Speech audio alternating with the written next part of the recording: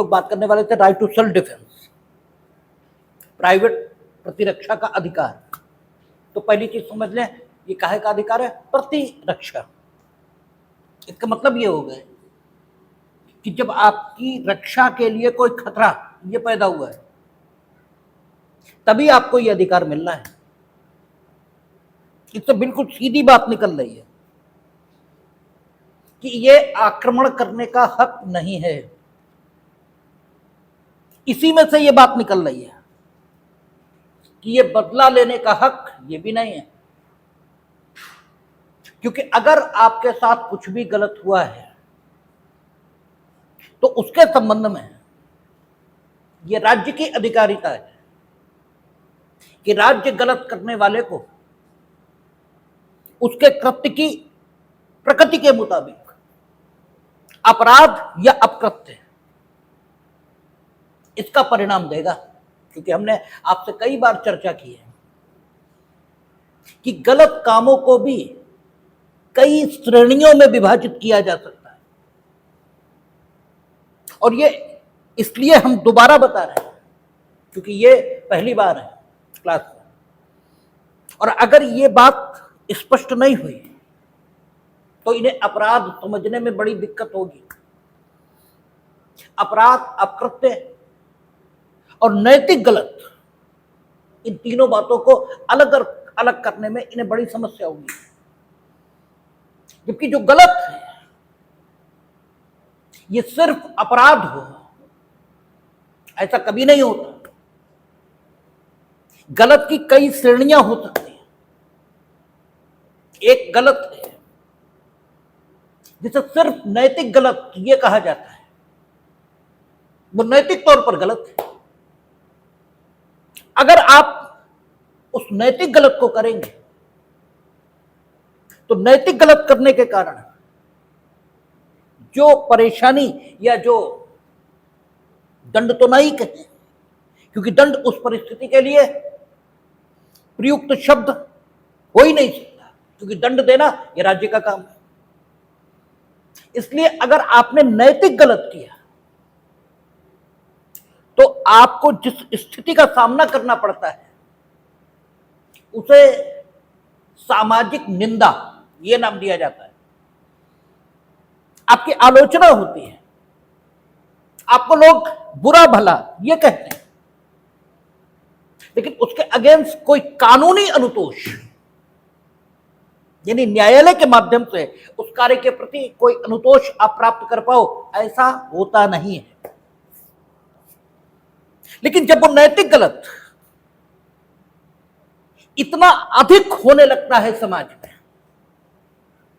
कि समाज को उस नैतिक गलत से सुरक्षित करने के लिए विधि उसे अपकृत्य के तौर पर मान्यता दे देती है। ठीक है, कानून उसे अपकृत्य के तौर पर मान्यता दे देता है। और कानून की दो श्रेणियां हैं, आप जानते हैं, एक अधिनियमित विधि और दूसरी निर्णयज विधि। ठीक है ना? तो चाहे अधिनियमित विधि के माध्यम से और चाहे निर्णयज विधि के माध्यम से, किसी भी तरीके से अगर कानून उस नैतिक गलत को गलत के तौर पर मान्यता दे देता है तो उस नैतिक गलत को फिर हम क्या बोलते हैं? अपकृत्य या ट्रॉट इसे कहते हैं। ठीक है ना? इसीलिए आप जब ट्रॉट पढ़ते हैं तो वहां दो परिभाषाएं आपको मिलती हैं। एक विनफील्ड की है कि यह अपकृत्य की विधि है, और दूसरी सामंड की है कि यह अपकृत्यों की विधि है। ठीक है? विनफील्ड एक दायित्व का सामान्य सिद्धांत, वो दायित्व का सामान्य सिद्धांत क्या है इस समय चर्चा का विषय नहीं है, क्योंकि हम इस समय अपकृत्य पर बात नहीं कर रहे हैं। इसलिए जितना प्रासंगिक है सिर्फ उतने की चर्चा इस समय होगी। शेष विस्तार उस समय जब हम अपकृत्य पर ही बोल रहे हैं। तो विनफील्ड एक बात कहते हैं कि यह अपकृत्य की विधि है। इसका मतलब there is a general principle of liability, एक सामान्य सिद्धांत है दायित्व का, और अगर वो दायित्व का सामान्य सिद्धांत संतुष्ट होने लगा तो नया अपकृत्य जन्म ले सकता है। जितने अकृत्य आज तक आपने पढ़े उनमें भी किसी नए की वृद्धि हो सकती है। लेकिन सुबह भी हमने कहा कि विकास की प्रक्रिया, चाहे वह कानून के हो और चाहे व्यक्ति के, इतनी अदृश्य और धीमी होती है कि वो दिखाई नहीं देती है। इसी तरह अकृत्य का विकास भी बहुत धीमे धीमे होता है। जब ये लगने लगता है कि नहीं, अब ये नैतिक गलत इतना अधिक हो गया है समाज में कि इस नैतिक गलत के प्रति दायित्व तो होना चाहिए, तो फिर उसे अकृत्य की विधि यानी विनफील्ड की डेफिनेशन के मुताबिक अकृत्य के तौर पर मान्यता मिल जाती है और फिर सामंत की परिभाषा लागू होने लगती। अब वो अकृत्यों की जमात में शामिल हो गया और ये अकृत्यों की विधि के मुताबिक अब वो अकृत्य बन गया। तो नैतिक गलत, फिर नैतिक गलत इतना अधिक हुआ कि उसे अकृत्य के तौर पर मान्यता मिल गई। ठीक है। दूसरा, जब कोई कृत्य इस कदर गलत है,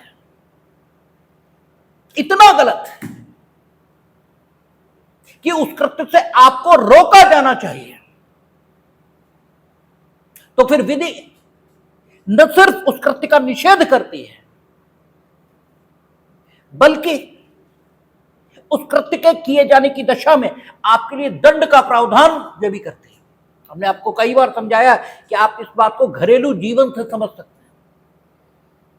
आपकी प्रत्येक गलती के लिए मां बाप आपको पीटते नहीं हैं, लेकिन कुछ गलतियां ऐसी हैं जिनमें आप बिना पीटे बचते भी नहीं हो। बस वही गलती अपराध है। जब विधि कोई ऐसा कृत्य देखती है तो समाज के अस्तित्व के लिए संकट है, तब विधि न सिर्फ उस कृत्य का किया जाना रोकती है यानी उसे प्रतिषिद्ध करती है, बल्कि उस कार्य के किए जाने की दशा में कर्ता के लिए दंड का प्रावधान यह भी करती है। और इसीलिए अपराध की जो परिभाषा है वो क्या है, धारा 40 आईपीसी में परिभाषित था और अब पीछे किसी सेक्शन में परिभाषित है। पढ़ के आए हम लोग कि अपराध क्या है, विधि द्वारा प्रतिषिद्ध और दंडनीय, एंड कंजंक्शन से जोड़ा है। विधि द्वारा प्रतिषिद्ध केवल ये अवैध है, इसे अवैध बोलते हैं, और जो विधि द्वारा प्रतिषिद्ध और दंडनीय है उसे हम अपराध बोलते हैं। और विधि केवल जिसे प्रतिषिद्ध करती है, सिर्फ जिसे प्रतिषिद्ध करती है, उसके प्रति अन्य प्रकार के अनुतोष उनका दिया जाना प्रावधानित करती है और वे अवैध दीवानी दोष कहलाते हैं। यद्यपि अकृत्य को भी दीवानी दोष कहते हैं, लेकिन वो नैतिक गलत से आता है, उसका स्रोत नैतिक गलत में है। और विधि जब स्वयं किसी चीज को प्रतिषिद्ध करती है, जैसे संविदा भंग, कोई व्यक्ति जो संविदा करेगा उसका पालन उसे करना होगा, ऐसा संविदा अधिनियम प्रावधानित करता है। और स्वयं संविदा अधिनियम यह बताता है कि अगर आपने संविदा की और संविदा का अपालन किया तो इस अपालन से जो व्यथित व्यक्ति है वो धारा 73 में वर्णित अनुतोष यानी क्षतिपूर्ति ये वसूल सकता है। इसका मतलब यह हुआ कि गलत सिर्फ अपराध हो ऐसा नहीं कहते, ऐसा नहीं है। ठीक है, अपराध ये गलत की उच्चतम सीमा है, इससे ज्यादा गलत कुछ होता ही नहीं है। यही अपराध और अकृत्य के बीच का फर्क है। और चूंकि अपराध इतना ज्यादा गलत है कि उससे स्वयं समाज के अस्तित्व को संकट खड़ा होता है, इसलिए उसके किए जाने की दशा में कानून अनुतोष इसके लिए कार्रवाई करने का हक स्वयं अपराध से पीड़ित को नहीं बल्कि राज्य को देता है। अगर आपके साथ अपराध किया गया है तो प्रोसिक्यूशन सामान्यतः राज्य के द्वारा चलाया जाता है। यद्यपि राज्य अपनी जिम्मेदारी से बच सकता है, इसलिए कार्रवाई करने का एडिशनल हक आपको भी दिया है। You may file the complaint, ठीक है ना। If anybody has committed any offence against you, then you will have the two option. One, you may lodge the FIR, you may get lodge the FIR and you may file complaint also, ठीक है। आप परिवाद भी प्रस्तुत कर सकते हैं, ठीक है। लेकिन सामान्यतः अपराध की दिशा में राज्य ने अभियोजन अपने हाथों में लिया है, क्योंकि वो अधिकतम गलत है और वो स्वयं समाज के अस्तित्व के लिए संकट है। तो अपराध, ये अगर कोई आपके विरुद्ध कर रहा है, ठीक है, तो आपको हक है प्रतिरक्षा का। हमने कहा था प्रति शब्द जब भी आएगा, ठीक है, प्रति शब्द का अर्थ सापेक्षता, इससे लिया जाता है। प्रति किसी के सापेक्ष होता है, किसी के सापेक्ष यानी आपने कुछ किया, उसके बदले में हमें कुछ करने का जो हक है, ठीक है, इसी कार्यवाही को, ठीक है, प्रतिक्रिया यह कहा जाता है। रिएक्शन जो एक्शन के अगेंस्ट है, जो एक्शन के सापेक्ष है, उसे हम बोलते हैं प्रतिक्रिया। आप क्या करते हैं? क्रिया। आपने क्रिया की, उसे हम क्या कहेंगे अंग्रेजी में? एक्शन। उसके अगेंस्ट जो कुछ होगा, दैट इज रिएक्शन, वो रिएक्शन। और उसे हिंदी में क्या बोलते हैं? प्रतिक्रिया। मीनिंग देयर बाय है प्रतिक्रिया, इसका सकारात्मक अस्तित्व तो नहीं है। प्रतिक्रिया क्रिया से जन्मेगी, क्रिया नहीं, प्रतिक्रिया नहीं। देखिए, एक चीज बोली जाती है, सकारात्मक अस्तित्व या विधायक कृत्य, ठीक है ना, पॉजिटिव एक्ट, और एक बोला जाता है निगेटिव एक्ट। दोनों के बीच फर्क क्या है? जो पॉजिटिव एक्ट है, उसके प्रति आप कुछ कर सकते हो। जो निगेटिव एक्ट है, उसके प्रति आप कुछ भी नहीं कर सकते। जैसे प्रकाश, इसका होना ये सकारात्मक कृत्य है। क्यों? आप प्रकाश के साथ कुछ कर सकते हो। आप प्रकाश को बंद कर सकते हो, ठीक है, आप प्रकाश को रंगीन प्रकाश में परिवर्तित कर सकते हो। आप प्रकाश के प्रति कुछ कर सकते हो, इसलिए उसकी उपस्थिति को पॉजिटिव प्रेजेंस ये कहा जाएगा। प्रकाश की अनुपस्थिति अंधेरा है, ठीक है। अंधेरा, इसका स्वतंत्र अस्तित्व नहीं है। क्यों? आप अंधेरे के साथ कुछ नहीं कर सकते, इसलिए। और क्यों नहीं कर सकते? उसका स्वतंत्र अस्तित्व है ही नहीं। जिसका स्वतंत्र अस्तित्व होगा, उसी के साथ आप कुछ कर सकेंगे। जिसका स्वतंत्र अस्तित्व नहीं होता, उसके साथ आप कुछ भी नहीं कर सकते।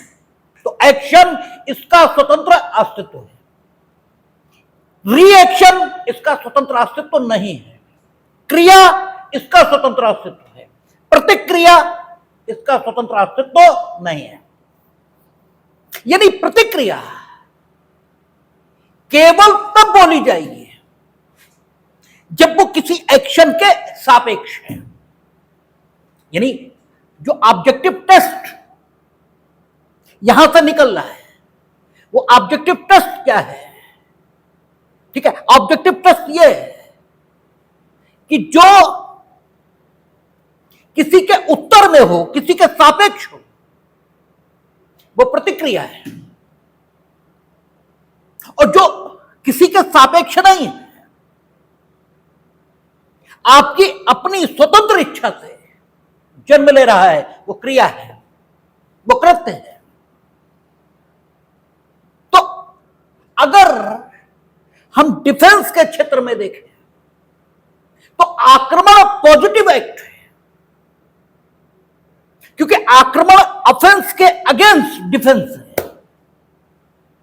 ठीक है, रक्षा, डिफेंस की हिंदी क्या है? रक्षा। रक्षा की जरूरत कब है? जब आक्रमण हो रहा हो। आक्रमण प्रकृति की ओर से हो रहा, आदमी की ओर से हो रहा, इससे लेना देना नहीं। लेकिन जब तक आक्रमण नहीं है तब तक रक्षा का सवाल पैदा नहीं होता। ठीक है, और प्रतिरक्षा, प्रति इसलिए इसके पहले लगाते हैं क्योंकि आक्रमण के सापेक्ष है। ठीक है, आक्रमण नहीं हो रहा है, संभावित है आक्रमण, हो सकता है, और आप रक्षा की तैयारी कर रहे हो। यह रक्षा की तैयारी है, क्योंकि प्रतिरक्षा नहीं है, क्योंकि अभी आक्रमण नहीं है। जब हो जाएगा तब डिफेंस फोर्सेस कहलाती हैं। ठीक है ना। प्रतिरक्षा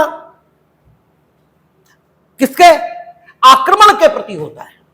ठीक है ना। आक्रमण पॉजिटिव एक्ट है और प्रतिरक्षा ये रिएक्शन है।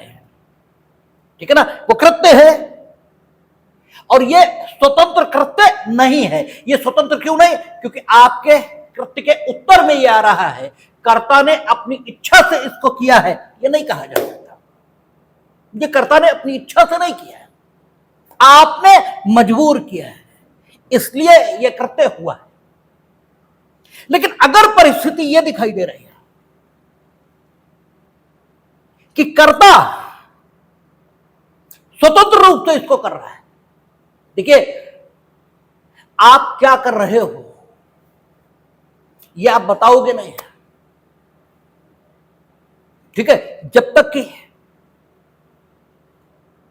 जो किया जाने वाला कृत्य है वो आपकी नजर में अच्छा नहीं है, तब तक आप ये नहीं बताओगे कि आप क्या कर रहे हो। और जब आप बुरा कर रहे हो तो कतई नहीं बताओगे। ठीक है, लेकिन जब आप बुरा कर रहे हो तो भी स्थितियां दो हो सकती हैं। एक, आप किसी मजबूरी में वो बुरा कर रहे हो, नहीं करना चाहते फिर भी कर रहे हो।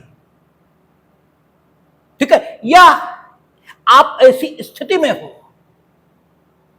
कि आप किए जाने वाले कृत्य के प्रति अपनी इच्छा इसको अभिव्यक्त ही नहीं कर सकते, आपकी दशा ऐसी है, तब जो कुछ आप कर रहे हो उसका दायित्व तो आपके सिर नहीं होना चाहिए। यही हम लोग पढ़कर आए हैं जनरल एक्सेप्शंस पीछे। ठीक है, जो 14 से शुरू हो गए थे। ठीक है, और आपका कहां तक आए? 33 तक। करना नहीं चाहते, जो कुछ हो रहा है वो नहीं करना चाहते, करना तो कुछ और चाहते हैं। ठीक है, लेकिन दुर्भाग्यवश हो कुछ और रहा है, तो करने के प्रति आपका कोई दायित्व तो नहीं हो सकता। ठीक है, और दूसरा, आप जानबूझकर कर रहे हो। ठीक है, तो जानबूझकर अगर आप कुछ कर रहे हो और आप ये भी जानते हो कि जो कुछ हम जानबूझकर कर रहे हैं ये बुरा है, तब तो आप कतई नहीं बताओगे। ठीक है, कि हम ये जानबूझकर कर रहे हैं। लेकिन फिर भी ये जाना जा सकता है कि जो कुछ आपने किया वो आपने जानबूझकर किया था या नहीं, ये जाना जा सकता है, फिर भी जाना जा सकता है। सबसे पहले आप ये बताओ, जो कुछ आपने किया उसे करने के लिए आपके पास जस्टिफिकेशन क्या था? कोई नहीं। क्यों किया आपने? आप कुछ नहीं बता सकते। ये जो कुछ आप बता रहे हो वो युक्ति संगत नहीं है, वो यनफ नहीं है, वो पर्याप्त नहीं है, वो यथेष्ट नहीं है। ठीक है, आपने एक आदमी को मार डाला, हम आपसे पूछ रहे क्यों मारा? आप बता रहे हो इसने हम पर थूक दिया था। ठीक है, तो थूकने के अगेंस्ट मार डालना जस्टिफाइड नहीं हो सकता। Whatever justification you have added, ठीक है, दैट इज नॉट सफिशिएंट, तो आपने काम जानबूझकर किया, ठीक है, ये माना जाएगा। पागल आप है नहीं। और जो हथियार आप उपयोग में लाए उसके बारे में यह तय था कि अगर आपने उपयोग किया तो मरेगा आदमी, तो ये कैसे ना माना जाए कि आपने मारा, ठीक है। अब अगर आप ये कहते हैं कि हमने प्रतिरक्षा में मारा है, नहीं, आपने प्रतिरक्षा में नहीं मारा, इसलिए क्योंकि उसने सिर्फ थूका था। थूकने के अगेंस्ट प्रतिरक्षा ये नहीं हो सकती कि आप उस पर जानलेवा हथियार से जानलेवा हमला कर दें। ये आपका स्वतंत्र कृत्य है, ठीक ना, ये आपका स्वतंत्र कृत्य है, और इसलिए इसे कृत्य कहा जाना चाहिए, इसलिए इसे क्रिया कहा जाना चाहिए, इसे प्रतिक्रिया नहीं कहा जा सकता। इसमें प्रतिरक्षा जैसी कोई बात है ही नहीं। तो आपसे अक्सर प्री में पूछते हैं, प्रॉब्लम बना क्या कि क्या आक्रमण करने वाले को प्रतिरक्षा का हक होता है? तो आक्रमण करने वाले को प्रतिरक्षा का कोई हक नहीं, क्योंकि आक्रमण स्वतंत्र है। जो आक्रमण का कृत्य है वो एक इंडिपेंडेंट एक्ट है, ठीक है, वो प्रतिरक्षा नहीं, क्योंकि प्रति शब्द जब आएगा, चाहे क्रिया से पहले आए और चाहे रक्षा से पहले आए, वो हमेशा सापेक्षता का बोध देता है, ठीक है। प्रतिरक्षा का मतलब होता है एक्ट के against what ever will be done by anybody, ठीक है, वो प्रतिरक्षा कहलाएगी, अन्यथा प्रतिरक्षा नहीं कहला सकती। हमने आपको कई शब्द बताए थे, हमने कहा था अभिहस्तांतरित, ऐसे शब्द आते हैं कानून में। तो अभी शब्द जब आएगा, जब भी अभी शब्द आएगा, वैसे क्या होगा, उसका अर्थ लिया जाएगा दूसरे से। अभी हस्तांतरण यानी ऐसा हस्तांतरण जो किसी अन्य ने किया है, आपने नहीं किया, ठीक है, आप प्रापक हैं उस ट्रांसफर के, you are receiver of that transfer which has been transferred by somebody. That is why it has been said by law that the property, संपत्ति अभी हस्तांतरित हो गई है। तो शब्दों के अपने अर्थ हैं, चीजों को याद करने की जरूरत नहीं, चीजों को समझ लेने भर की जरूरत है, ठीक है। कहता है ये प्रतिरक्षा का हक है, तो जो प्रतिरक्षा का है तो सीधी बात है, ये आक्रमण का नहीं है, सीधी बात। ये बदला लेने का नहीं है। एक भाई कानून हमने आपसे पहले भी कहा कि अभिव्यक्त रूप से पढ़ा जाएगा, और कानून को विविक्षित यानी इंप्लाइडली ऐसे भी पढ़ा जाएगा। कानून एक्सप्रेसली पढ़ा जाता है और कानून इंप्लाइडली पढ़ा जाता है। एक्सप्रेसली पढ़ने का जो तरीका है, whatever has been write down by the legislature, जो भी विधायिका द्वारा अधिनियमित शब्द हैं, उनके स्वाभाविक अर्थ क्या हो सकते हैं, उन स्वाभाविक अर्थों को देखा जाएगा, और वे अर्थ उन शब्दों के लिए जाएंगे। यदि विधायिका ने स्वयं डेफिनेशन क्लास यानी परिभाषा खंड में शब्दों को कोई विशेष अर्थ नहीं दिया है, तो अगर कोई विशेष अर्थ दिया तो वही, उसके अलावा नहीं। और जो शब्द प्रयोग है उसे पढ़ने पर जो अर्थ निकल सकता है उसे भी कानून में लिखा हुआ मानते हैं। जैसे हम लोग सुबह अनुच्छेद 21 पर बात कर रहे थे, क्या लिखा है, किसी भी व्यक्ति को उसकी प्राण की स्वतंत्रता और दैहिक स्वतंत्रता से विधि द्वारा स्थापित प्रक्रिया से ही वंचित किया जाएगा, अन्यथा नहीं। इसका मतलब यह हो गया कि विधि द्वारा स्थापित प्रक्रिया से वंचित किया जा सकता है, ठीक है, यदि विधि और उसकी स्थापित प्रक्रिया है तो फिर वंचित किया जा सकता है। जो कुछ लिखा है उसके जो संभावित अर्थ हो सकते हैं वे भी उसमें शामिल मानते हैं। तो उसने कहा यह प्राइवेट प्रतिरक्षा का अधिकार है। ठीक है, उसने क्या लिखा, उसने कहा कोई बात अपराध नहीं है। ठीक है ना, कोई बात अपराध नहीं है जो प्राइवेट प्रतिरक्षा के अधिकार के प्रयोग में की जाती है। इसका मतलब यह हुआ कि कोई बात अपराध नहीं है, यहां तक तो बात ठीक है, लेकिन कब, जबकि वो प्राइवेट प्रतिरक्षा के अधिकार के प्रयोग में की जाए। तो फिर सवाल उठता है कि प्राइवेट प्रतिरक्षा का अधिकार आपको पैदा कब होता है। यह सवाल उठेगा ना कि प्राइवेट प्रतिरक्षा का अधिकार ये कब मिलेगा, क्योंकि कोई बात अपराध नहीं है यदि वह प्राइवेट प्रतिरक्षा के अधिकार के प्रयोग में की जाए। Meaning there bye you must act in your self defense when there is a situation in which you have the right to defend himself, ठीक है ना, प्राइवेटली, तब आपका काम अपराध नहीं है। यदि ऐसी कोई सिचुएशन ही नहीं है, तुम खुद ही लड़ने पहुंच गए तो प्रतिरक्षा कहां कर रहे हो। आप प्रतिरक्षा तो नहीं कर रहे, तब तो आप आक्रमण कर रहे हो। ठीक है ना, प्रतिरक्षा ये आक्रमण की अनुमति नहीं देती। उसने कहा कोई बात अपराध नहीं जो प्राइवेट प्रतिरक्षा के अधिकार के प्रयोग में की जाए।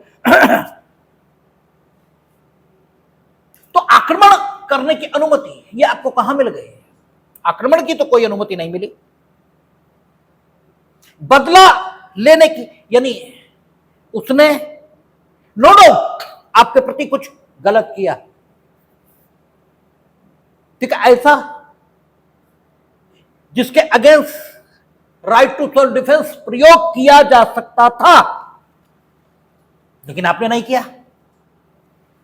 और जब उसने गलत करना बंद कर दिया तब आपने उसे पीटना शुरू कर दिया। तो आप प्राइवेट प्रतिरक्षा यह कर रहे थे, कैसे माना जाए। आप जो कुछ कर रहे थे उसे बदला लेना कहते हैं, क्योंकि प्रतिरक्षा रक्षा है, इसमें दंड का भाव नहीं है, इसमें यह भाव शामिल नहीं है। ठीक है, अभी हम लोग बात करेंगे की भी है, जब हम लोग विकृत चित्तता पर बात कर रहे थे, बात यह आई थी कि अगर आप चित्त विकृति के आधार पर, यानी अगर सामान्य भाषा का प्रयोग कर लें तो पागलपन के आधार पर, यदि पागलपन शब्द का प्रयोग नहीं करना चाहिए क्योंकि चित्त विकृति शब्द विस्तृत है जिसमें पागलपन आता है, लेकिन सिर्फ पागलपन को ही चित्त विकृति नहीं कहते हैं। चित्त विकृति उससे ज्यादा बड़ा शब्द है। अगर उससे ज्यादा बड़ा ना होता तो लेजिस्लेचर बेवकूफ नहीं है, न उसे कठिन शब्दों का प्रयोग करने का रोग है कि वो पागलपन के बजाय चित्त विकृति ये लिखती है। ये आपकी मान्यता भले ही हो कि लेजिस्लेचर जानबूझकर कठिन शब्दों का उपयोग करती है, ऐसा है नहीं। जो भाव है उस भाव की अभिव्यक्ति के लिए जो एप्रोप्रिएट वर्ड है लेजिस्लेचर हमेशा उसका उपयोग करती है, और जो उसका उपयोग हो रहा है तो फिर यह नहीं कहा जा सकता कि कठिन शब्द है, क्योंकि वही शब्द है जो भाव को अभिव्यक्त कर सकता है। जैसे हमने कहा था कि अश्लीलता इसे परिभाषित करते हुए माननीय उच्चतम न्यायालय ने कहा है कि नग्नता अश्लीलता के समतुल्य नहीं है। Nudity is not equivalent to vulgarity. Vulgarity अलग बात है, न्यूडिटी अलग बात है। अगर जरूरत है तो न्यूडिटी होगी। अब मेडिकल की क्लास लेंगे, ठीक है, तो ह्यूमन बॉडी को समझाना तो पड़ेगा। तो ह्यूमन बॉडी जब आप समझाएंगे तो वहां वल्गैरिटी कहां है? न्यूडिटी है। But that is the need of subject, ठीक है ना। तो वल्गैरिटी बिल्कुल अलग बात है, न्यूडिटी अलग बात है, भाव की बात है। तो कहता है यह प्राइवेट प्रतिरक्षा का है। तो जो प्रतिरक्षा है तो बदला लेना इसमें नहीं आता। बदला लेने का मतलब यह हुआ कि आप खुद दंड देने की स्थिति में आ गए। हम लोग बात कर रहे थे, हम, ठीक है, चित्त विकृति के संदर्भों में, और ये क्यों कर रहे हैं? इसलिए क्योंकि चित्त विकृति जब हम लोग बात कर रहे थे तब एक बात आई थी कि अगर आपने चित्त विकृति या किसी भी जनरल एक्सेप्शन इसका सहारा लिया अपने को निर्दोष साबित करने के लिए, तो उसे जिस जनरल एक्सेप्शन का सहारा आप लेंगे अपनी निर्दोषिता को सिद्ध करने के लिए, उस जनरल एक्सेप्शन को साबित करना आपका ही दायित्व होगा। आप साबित करें, ठीक है। यद्यपि ये ठीक है कि अगर अभियोजन साक्ष्य से ऐसी स्थिति निकल कर आएगी कि आपको जनरल एक्सेप्शन का फायदा दिया जा सके तो दे दिया जाएगा, लेकिन अगर अभिवचन आपने कर दिया तो आप ही को साबित करना पड़ेगा। और राइट टू सेल्फ डिफेंस ये भी क्या है? जनरल एक्सेप्शन, साधारण अपवाद, इसी अध्याय में शामिल एक उपबंध। आपको साबित करना पड़ेगा। ये शब्द आए, कोई चीज साबित हुई, ये कब कही जाए? इसके संबंध में भारतीय साक्ष्य अधिनियम धारा 3, ठीक है, 2 कैटेगरी या 2 श्रेणियां वर्णित करता है, ठीक है। साबित शब्द को जो परिभाषित करता है भारतीय साक्ष्य अधिनियम तो क्या कहता है धारा 3 में कि जब दिए गए साक्ष्य के आधार पर एक सामान्य बुद्धि के मनुष्य को ऐसा लगना प्रारंभ हो कि विवादित तथ्यों का अस्तित्व है या विवादित तथ्यों का अस्तित्व संभाव्य हो सकता है। यह संभाव्य है कि विवादित तथ्यों का अस्तित्व हो तो चीजें साबित हो गई हैं, ऐसा कहा जाता है। और हम लोग जब साक्ष्य अधिनियम पढ़ रहे थे तब बात आई थी कि ये जो विवादित तथ्यों का अस्तित्व है, ये शब्द किसके लिए? क्रिमिनल लायबिलिटी के लिए। यानी क्रिमिनल लायबिलिटी आपको कहां तक साबित करनी है? जबकि दिए गए साक्ष्य के आधार पर एक युक्ति संगत मनुष्य को यह लगे कि विवादित तथ्यों का अस्तित्व है, ये लगे। और हमने आपसे कहा था कि कोई चीज है, ये आप कहते कब हो? ये आप तब कहते हो जब उस चीज के होने में आपको इतना सा भी संदेह नहीं बचता। अन्यथा उस चीज के अस्तित्व के संबंध में जो आपकी भाषा होती है वो ये होती है कि हमें लगता है कि ऐसा है, तब आप ये कहते हो। आप कहो ऐसा है, इसका मतलब उस चीज के होने में आपको कोई संदेह अब बकाया नहीं है। इसीलिए क्रिमिनल मामलों में कहा जाता है कि अभियुक्त के दोष को युक्त संदेहों के परे साबित करना पड़ेगा। वो बात भी साबित शब्द की डेफिनेशन से निकलती है। और दूसरा जो स्तर है वो कौन सा? जब दिए गए साक्ष्य के आधार पर सामान्य बुद्धि के मनुष्य को ये लगने लगे कि यह संभाव्य है कि विवादित तथ्यों का अस्तित्व रहा होगा। ये जो शब्दावली है ये सिविल मामलों के लिए, ठीक है ना। अब आपने राइट टू सेल्फ डिफेंस या किसी भी जनरल एक्सेप्शन इसका तर्क ले लिया, तो जिम्मेदारी आपकी है। यू मस्ट प्रूव कि वो स्थिति जो जनरल एक्सेप्शन में वर्णित है वो थी। ये आपका जिम्मा है, आप इसे साबित करो। ठीक है, तो आप साबित करो। जब आपका ये जिम्मा बन गया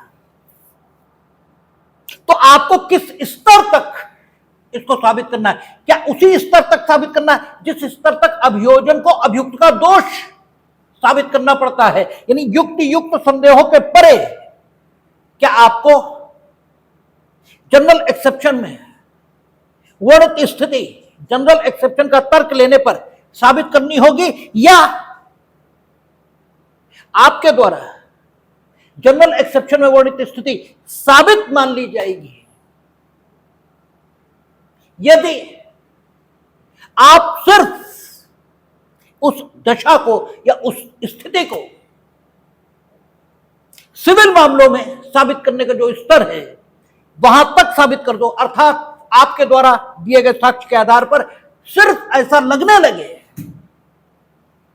कि आपने सेल्फ डिफेंस में काम किया होगा या किसी अन्य जनरल एक्सेप्शन के आधार पर काम किया होगा, तो आपका काम बन जाएगा। तो आपको बताया था कि अभियुक्त के द्वारा जब जनरल एक्सेप्शंस के तर्क लिए जाते हैं तो उससे चीजों को उस लेवल तक साबित करने की अपेक्षा नहीं की जाती है जिस स्तर तक अभियोजन को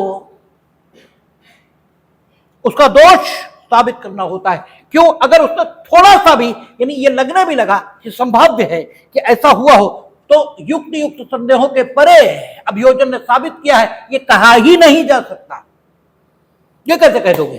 तब तो संदेह पैदा हो गया कि हो सकता है इसकी बात ठीक हो, ठीक है ना? तो और संदेह का लाभ किससे जाएगा? अभियुक्त को।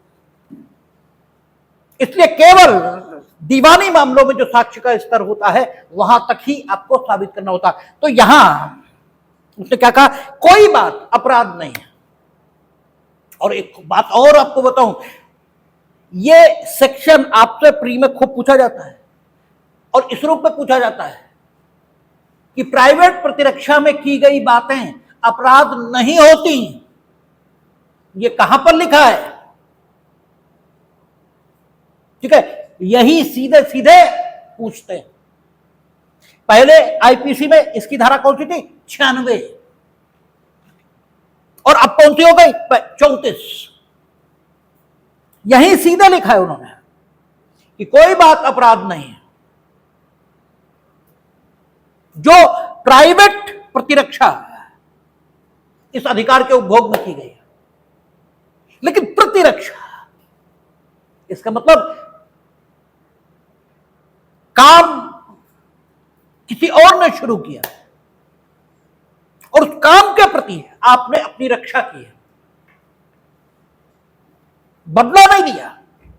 रक्षा करने का मतलब यह हुआ जहां तक काम हो रहा था वहां तक रक्षा करने के लिए जो कुछ जरूरी था वो हमने किया।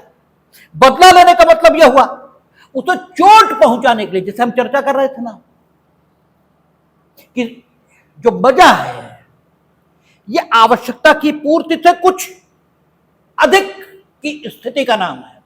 अगर भूख लगी और आपको खाना मिल गया तो आवश्यकता की पूर्ति हुई है, मजा नहीं आया। मजा नहीं आया, मजा आ गया। ये तो कहा ही तब जाता है जब किए गए कृत्य का आवश्यकता से कोई संबंध नहीं जुड़ता। आप मेला घूम के आते हो, कहते मजा आ गया। पिक्चर देख के आते हैं, कहते मजा आ गया। ना तो पिक्चर देखना ना मेला घूमना आपकी आवश्यकता से संबंधित नहीं था। ठीक है, आवश्यकता की पूर्ति मजे से, ठीक है, कुछ कम है, मजा आवश्यकता पूर्ति से कुछ ज्यादा है। ऐसे ही है प्रतिरक्षा। ये जिस बल के उपयोग की अपेक्षा करती है वो बल कम है, बदला जिस बल के उपयोग की अपेक्षा करता है वो बल ज्यादा है। प्रतिरक्षा जिन परिस्थितियों की मौजूदगी में, ठीक है, किए जाने की अपेक्षा करती है, बदला उन परिस्थितियों के समाप्त हो जाने के बाद भी जारी रहता है। ठीक है ना। इसीलिए उन परिस्थितियों को देखकर यह अंदाजा लगाया जा सकता है कि आप बदला ले रहे थे या प्रतिरक्षा कर रहे थे। ठीक है ना, दोनों बातों का सहज अंदाज लग जाएगा। पहली चीज, आप प्रतिरक्षा कर रहे थे तो क्या प्रतिरक्षा लायक स्थिति थी? सबसे पहला सवाल तो यही पैदा होगा। प्रतिरक्षा लायक स्थिति थी, ये चोट से जाना जाएगा डेफिनेटली, लेकिन सिर्फ चोट से नहीं जाना जाएगा। चोट किस संदर्भ में आई है, किस संदर्भ में आई, ये भी देखा जाएगा। चोट तो ये भी हो सकता है हम आपको बचा रहे हो, ठीक है, और धोखे से मेरे हाथ से लग गई हो, तुमने उठाया डंडा ही हमारे सिर पे जाने दिया। ठीक है, तो चोट से प्राइवेट प्रतिरक्षा का अधिकार है या नहीं, इस प्रश्न का उत्तर नहीं आता। चोट किस संदर्भ से आई है, इससे आता है। ठीक है ना, और प्राइवेट प्रतिरक्षा का अधिकार अभियुक्त के विरुद्ध जो इंजर्ड है वो उपयोग करेगा। ठीक है ना, यही तो नहीं, उलट बोल गए, क्योंकि प्राइवेट प्रतिरक्षा के अधिकार पर के आधार पर तो अपराध का शमन होगा, और अपराध के शमन की स्थिति कब आएगी? जब अभियुक्त के तौर पर, ठीक है, व्यक्ति होगा, तभी तो आएगी। यानी अभियुक्त ने जो कुछ किया, ठीक है, वो प्राइवेट प्रतिरक्षा के अधिकार के उपयोग में किया, यह बदला लेने के लिए किया। ये इससे देखा जाएगा कि जो इंजर्ड था उसने किस परिस्थिति को पैदा किया, या इंजर्ड कहें या अभियुक्त ने जिसके प्रति अपराध किया, ये शब्द ज्यादा ठीक है। अभियुक्त ने जिसके प्रति अपराध किया उसने किस परिस्थिति को पैदा किया था जिसमें अभियुक्त प्राइवेट प्रतिरक्षा के अधिकार में उसे चोट पहुंचाने का दावा कर रहा है, वो संदर्भ क्या है? हो सकता है चोट बहुत हल्की आई हो या आई ना हो। अभी हम लोग देखेंगे कि मृत्यु कारित कर देने तक का राइट टू सेल्फ डिफेंस मिलेगा यदि हमला इस आशय से कर दिया जाए कि दूसरे के मन में युक्ति संगत आशंका पैदा हो जाए कि अगर राइट टू सेल्फ डिफेंस का प्रयोग नहीं किया तो परिणाम मेरी मृत्यु या घोर उपाधि होगा, या किसी अन्य की मृत्यु या घोर उपाधि यानी ग्रीवियस हर्ट होगा। तत्काल हमला, और हमले में जरूरी नहीं शरीर छुआ भी हो, क्योंकि हमले की डेफिनेशन जब हम लोग पढ़ेंगे वहां क्या लिखा है, जब कोई व्यक्ति अपनी शारीरिक तैयारियों को ऐसा रूप देता है, शब्दशः ये डेफिनेशन नहीं लेकिन भाव में यही है कि सामने के वाले के मन में युक्ति संगत आशंका पैदा हो कि वह उस पर आपराधिक बल का प्रयोग करने वाला है, तो हमला हो गया है, यानी छुआ भी नहीं शरीर को, तो हो सकता चोट बिल्कुल ना हो, और फिर भी अभियुक्त का प्राइवेट प्रतिरक्षा का अधिकार उपयोग करना जायज हो, और हो सकता चोट बहुत हो और फिर भी नाजायज हो। इसलिए अभियुक्त के शरीर पर मौजूद चोट यह प्राइवेट प्रतिरक्षा के अधिकार की एकमात्र निर्णायक नहीं है, it is the relevant fact. ठीक है ना, कि अभियुक्त के शरीर पर चोट है, और अभियुक्त के शरीर पर चोट है, और अभियुक्त ने प्राइवेट प्रतिरक्षा के अधिकार का अभिवचन कर लिया है। ठीक है, तो फिर न्यायालय का यह दायित्व बनता है कि वो अभियोजन साक्ष्य का मूल्यांकन करते समय विशेष सावधान रहे और इस बात की संभावना को ध्यान में रखे कि हो सकता अभियुक्त ने प्राइवेट प्रतिरक्षा के अधिकार में, ठीक है, इसको रोका हो और इसमें यह चोट आई हो, और अगर ऐसा है तो प्राइवेट प्रतिरक्षा के अधिकार में की गई बातें अपराध नहीं है। लेकिन अगर यह निकल रहा है कि नहीं अभियुक्त ने बदला लिया है या उसने कुछ किया ही नहीं था, इन्होंने स्वतंत्र आक्रमण किया है, तो फिर ये आक्रमण का नहीं, प्रतिरक्षा का अधिकार है। प्रतिरक्षा हो गई थी, उसके बाद भी ये बल प्रयोग करते रहे, अब ये बदला ले रहे थे, ठीक है ना। और बदला लेने का अधिकार ये नहीं है, ये सिर्फ प्रतिरक्षा का अधिकार है। और ये कब पैदा हुआ, ठीक है, ये जानने के लिए उस सारे संदर्भ को देखना होगा जिस संदर्भ में अभियुक्त ने अपराध कारित किया है, या अपराध कारित किया ये तो न कहें, ठीक है, जिस संदर्भ में अभियुक्त ने आरोपित कृत्य किया है, ठीक है ना, ये शब्दावली ज्यादा ठीक है। उसमें यह देखना होगा कि अभियुक्त को राइट टू सेल्फ डिफेंस था या नहीं। अच्छा, अब इससे यह आ गया कि था इतना आ गया, नहीं था तब तो बात ही खत्म हो गई, तब तो अपराध का दोष है। लेकिन ये आ गया था, तो फिर अगली बात देखी जाएगी, और अगली बात अगले सेक्शंस में लिखी है कि क्या अभियुक्त के पास लोक प्राधिकारियों का आश्रय लेने का समय था, ठीक है, क्योंकि राइट टू सेल्फ डिफेंस है, ये कब मिले, ये मजबूरी का अधिकार है, ठीक है ना। ये आपको बदला लेने के लिए या अपनी डिफेंस खुद करने के लिए हर परिस्थिति में अधिकृत नहीं करता, आपकी रक्षा का प्रथम दायित्व तो राज्य का है। अब अगली बात देखेंगे कि क्या आपके पास लोक प्राधिकारियों के पास जाने का समय था और आपने खुद राइट टू सेल्फ डिफेंस का प्रयोग किया है। No, it is not allowed. अब आपका कृत्य अपराध की सीमा में जा रहा है, वो अपराध कम होगा या ज्यादा, ये अगली बात है, ये अगली बात। नो डाउट आपका कृत्य उस श्रेणी का अपराध नहीं है जिस श्रेणी का तब होता जब आपने स्वतंत्र रूप से एक कृत्य किया होता, लेकिन अपराध है, ठीक है। इसकी गंभीरता क्या होगी और क्या होगा वो आगे का सवाल। लेकिन आपके पास लोक प्राधिकारियों के पास जाने का समय था, अब वहां जाते, आपको राइट टू सेल्फ डिफेंस प्रयोग नहीं करना था। चलिए, लोक प्राधिकारियों के पास जाने का समय नहीं था और आपने राइट टू सेल्फ डिफेंस का प्रयोग किया। अब अगली बात, क्या आपने उतनी ही चोट पहुंचाई जितनी सेल्फ डिफेंस के लिए जरूरी थी?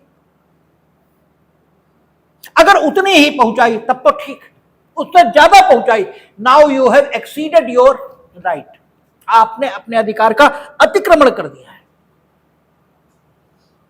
और जब अतिक्रमण कर दिया तो अब फिर आप दंड के अधिकारी हो गए। दंड कितना मिलेगा अलग बात, लेकिन अपराध अब आपने कर दिया है, ठीक है ना। ये दो तीन चीजें देखी जाएंगी। अब सवाल एक और आता है, क्या अगर ऐसी दशा आई है जिसमें राइट टू सेल्फ डिफेंस आपको प्रयोग करने का हक हो सकता है, लेकिन आपके पास भाग जाने का समय भी है, लोक प्राधिकारियों के पास जाने का नहीं है लेकिन भाग जाने का है, तो क्या भाग जाना आपके कर्तव्य में है? यानी क्या आपसे यह अपेक्षा की जाए कि आप भाग जाओ, ठीक है, और अपने को बचा लो, ठीक है। आपने न भागने का निर्णय कर लिया, ठीक है, आपके पास समय था कि आप भाग जाओ, लेकिन आप नहीं भागे, और न भागने के बाद जो कुछ हुआ उसमें राइट टू सेल्फ डिफेंस का प्रयोग का हक भी था आपको और आपने किया नहीं, ठीक है। लेकिन अगर भाग गए होते तो यह दशा नहीं होती, तो क्या हम आपको दोषी माने? ठीक है, स्थिति ऐसी है जिसमें राइट टू सेल्फ डिफेंस आपको है, आपने उपयोग भी किया है, लेकिन आपके पास समय था, आप चाहते भाग जाते हैं, और अगर भाग जाते तो ये सारी झंझट होती ही नहीं, ठीक है। राइट टू सेल्फ डिफेंस के उपयोग का ना अवसर होता ना कोई बात होती, सारी बात ही खत्म हो गई होती, तो क्या यह आपका दायित्व था कि आप भाग जाएं? इंग्लैंड में जो चांसरी न्यायालय रहे, जो कॉमन लॉ कोर्ट्स रहे, कॉमन लॉ कोर्ट्स को वहां चांसरी न्यायालय यही कहते हैं। कॉमन लॉ काहे से बनता था? रूढ़ि, प्रथा, परंपरा। और जो अधिनियमित विधि के न्यायालय थे उन्हें हम किंग्स बेंच ये नाम देते थे। तो चांसरी कोर्ट्स यानी सामान्य विधि के न्यायालय इस मत के रहे हैं कि व्यक्ति का पीछे हटने का या भाग जाने का कर्तव्य है, और वो भाग जाता तो ये स्थिति बचाई जा सकती थी। लेकिन इंग्लैंड का कानून हमारे यहां कभी लागू नहीं होता। हमने आपको बताया था, जब कॉन्टेक्ट बताया था आपसे, कॉन्टेक्ट पर बात की कि जो इंग्लिश केसेस हम लोग पढ़ते हैं वो सिर्फ इसलिए क्योंकि उन इंग्लिश केसेस के आधार पर हमारे यहां धाराएं बनी हैं, इसलिए उन धाराओं की जो हिस्टोरिकल पृष्ठभूमि है उसको जानने के लिए हम उन केसेस का अध्ययन करते हैं। बाकी वे केसेस हमारे देश की विधि का भाग नहीं है। हमने कहा था आपसे, हेडले वर्सेस वैक्सनडेल, इसके आधार पर हिंदुस्तान में क्षतिपूर्ति नहीं होती संविदा भंग के मामलों में, वो तो धारा 73 के आधार पर होती। हाँ, ये ठीक है कि धारा 73 कॉन्ट्रैक्ट एक्ट वो हेडले वर्सेस वैक्सनडेल में प्रतिपादित सिद्धांत के आधार पर अधिनियमित हुई है।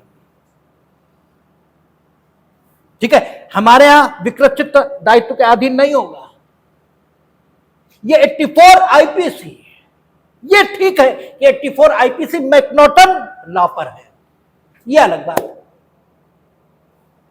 ठीक है, तो ऐसे ही कॉमन लॉ कोर्ट ये मान्यता देते रहे। लेकिन हमारे यहां 1860 जब से आईपीसी बनी और आज तक ये माना गया है कि पीछे हटने का कोई कर्तव्य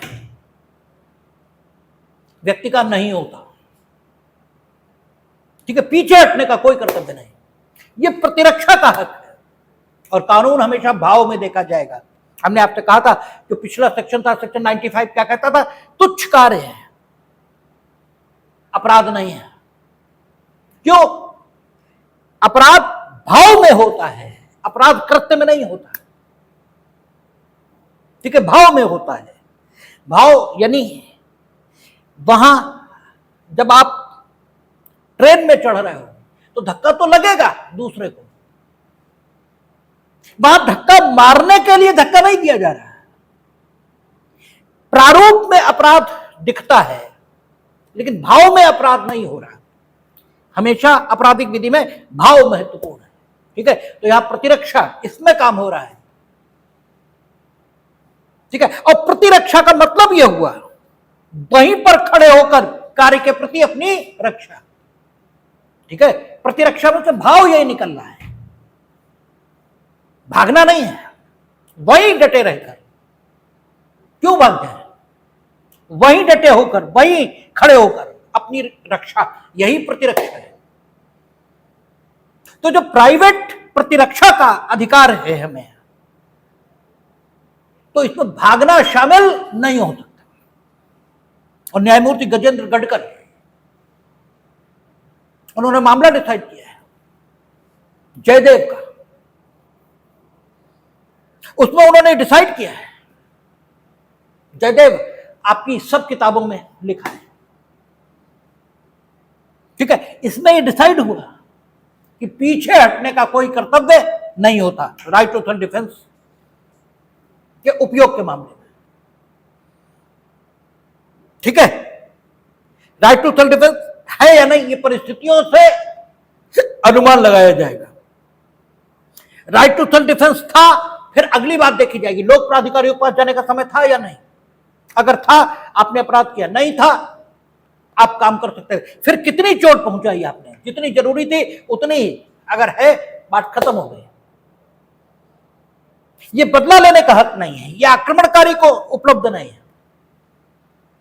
लेकिन इसमें पीछे हटने का कोई कर्तव्य शामिल नहीं है, क्योंकि प्रतिरक्षा का मतलब होता है वहीं डटे रहकर। आदमी से यह अपेक्षा नहीं की जा सकती कि हमारे पास भागने का मौका तो हम भाग जाए। क्यों भाग जाए? आप हमारे घर में क्यों घुसे? ठीक है, हमारे पास हम भाग जाए यहां से, क्यों भाग जाए, हम यही रहेंगे। ठीक है, तो प्राइवेट प्रतिरक्षा का ये अधिकार। हालांकि सुप्रीम कोर्ट ने अगला मामला डिसाइड किया, योगेंद्र मुरार का। इसमें यह कहा कि नहीं, पीछे हटने का कर्तव्य होता है, लेकिन योगेंद्र मुरार का जिस समय डिसाइड किया जा रहा था उस समय जयदेव का डिसीजन उनके सामने नहीं रखा गया। अगर रखा जाता तो संभवतः डिसीजन वही होता। ठीक है, इससे एक बात और निकलती है कि जो बार बार कहा जाता है कि चीजों को लॉ में शामिल करना चाहिए, अगर जजों पर छोड़ा गया तो सबकी अपनी अपनी ढपली और अपना अपना राग होगा, वो यहां भी दिखाई देता है। ठीक है, निर्वचन बिल्कुल डिफरेंट, वहां अलग है, वहां अलग। लेकिन यह भी आपको बताया गया है जब हम लोग कॉन्स्टिट्यूशन पढ़ रहे थे। ठीक है, सुप्रीम कोर्ट जब बता रहे थे कि अगर समान बेंच का डिसीजन, ठीक है, तो जो एक सामान्य सेंस होता है उसके मुताबिक ज्यादा ठीक डिसीजन है उसी को माना जाना चाहिए। तो जयदेव का मामला ज्यादा अप्रोप्रिएट लगता है, इसीलिए उसी को माना जाता है। और यह कहा जाता है पीछे हटने का कोई कर्तव्य हिंदुस्तान में नहीं है सेल्फ डिफेंस के मामले में। ठीक है ना, तो सेल्फ डिफेंस, इसमें पीछे हटने का कोई कर्तव्य शामिल नहीं है। अब अगला सवाल पैदा होता है, और वो अगला सवाल यह है, ये तो ठीक हो गया कि प्राइवेट प्रतिरक्षा के अधिकार के उपयोग में की गई बातें अपराध नहीं होती। शर्त बस इतनी है कि whatever you are going to do that must be in your self defence, आपकी अपनी प्रतिरक्षा के लिए, दैट शुड बी नेसेसरी। अगर वो आपकी अपनी प्रतिरक्षा के लिए आवश्यक नहीं है तो फिर वो आक्रमण है, तो फिर वो बदला है, सेल्फ डिफेंस नहीं कहलाता। लेकिन क्या आपको भारतीय दंड संहिता में या भारतीय न्याय संहिता में वर्णित सभी अपराधों के प्रति प्राइवेट प्रतिरक्षा का अधिकार है? जैसा सामान्यतः आप समझ लेते हैं कि अपराध के विरुद्ध आपको प्राइवेट प्रतिरक्षा का अधिकार है, जबकि यह टोटली गलत बात है। आपको अपराध के प्रति प्राइवेट प्रतिरक्षा का कोई अधिकार नहीं है। आपको दो प्रकार के अपराधों के विरुद्ध ही प्राइवेट प्रतिरक्षा का अधिकार है। रोकाने का 97 में पहले और अब 35। ठीक है, कहता है शरीर तथा संपत्ति की प्राइवेट प्रतिरक्षा का अधिकार, meaning there by the offences,